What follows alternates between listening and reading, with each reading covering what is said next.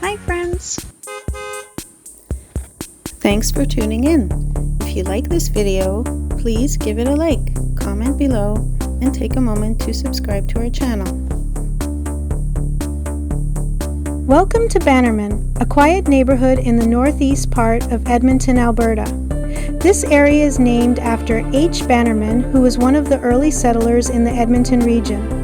Most of the homes here were built in the 1970s and 1980s, giving the neighborhood a comfortable, established feel. Bannerman is bordered by the beautiful North Saskatchewan River Valley to the east, offering peaceful walking trails and river views nearby. It's a lovely corner of Edmonton where people take pride in their homes and enjoy the natural beauty around them.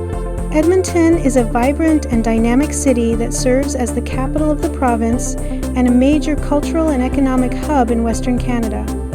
Known as the Gateway to the North, Edmonton is strategically located on the North Saskatchewan River and is renowned for its rich history, diverse communities, and stunning river valley, which is the largest urban parkland in North America.